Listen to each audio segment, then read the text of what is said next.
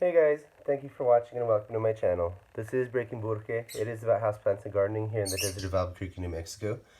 In today's video, I wanted to share with you an uppotting and attaching this Monstera Adansonii to a pole. I've had this for a while. I did get it as a very tiny little propagation from Home Depot. I say propagation because it barely had roots. Definitely was not a plant yet, but I've had it for about a year now, at least, and I've given away quite a few cuttings and a couple little divisions out of here to people who have wanted them. But I did have it growing up my table, and it maxed out at about right here. Let me see if I can get you a better angle where you can actually see. Right here you can see about 2 feet up, it just started to go back down. I was fine with it because it was growing within my little plant jungle here, but it's getting closer and closer to getting broken, so I think I'm going to see if I can get this thing potted up and mounted. Now, I have done a mounting video before where I showed you how I tied my plant to a homemade pole that I made, but on this one I wanted to show you a couple other things. Here on the bottom of the pot you can see I put a screw.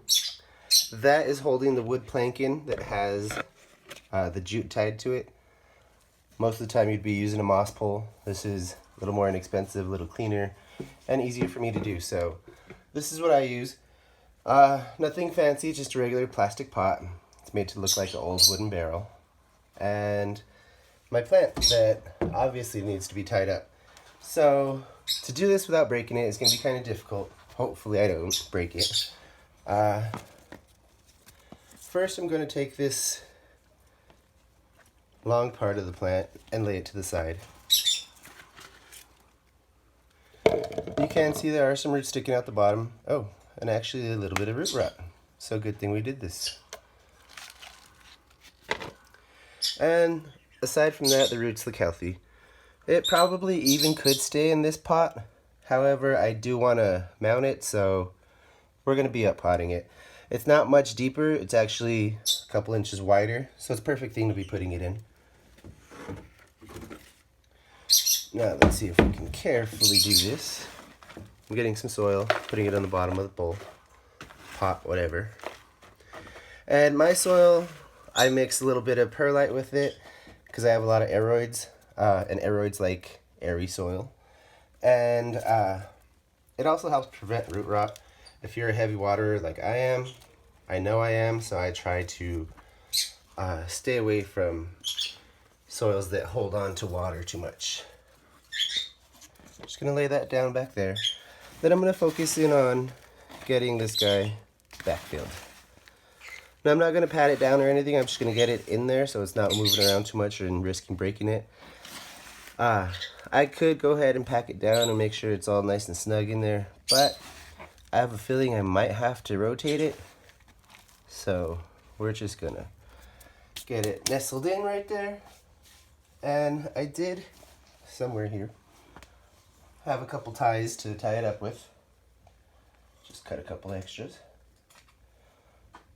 It's funny because to record a 5-minute video, it takes like an hour. You gotta get all your stuff together, make sure it's within hand's reach. And then some people, like me, I do, not always, but sometimes, a little bit of a dry run. Just get the plant, move it around, make sure I'm within view. And since I do have a long plant and a short pole, what I think I'm going to do is wrap it around a few times. You do want to be careful when you're doing this so you don't break leaves and such, but to the best of your ability, just try and get it around the plank as high as possible.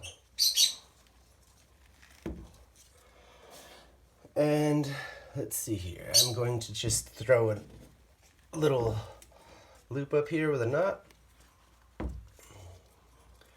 Possibly. The first one didn't work. This plant is kind of heavy.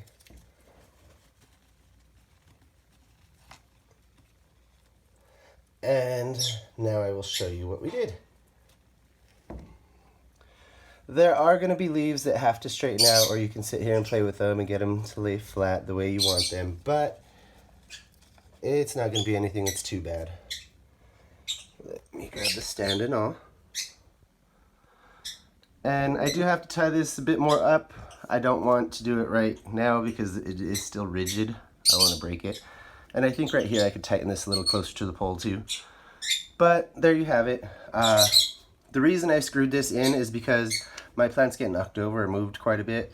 I'd hate to separate the pole from the bottom and tear the plant, or if it does get knocked over, for it to break apart. I have done this before, and the plant that got kicked just went rolling with the whole stand, the pole and all. So I'm hoping if this one does fall over, that's what'll happen. Thank you for watching. Please remember to like, comment, and subscribe, and have a great day. Bye. See you in the next one.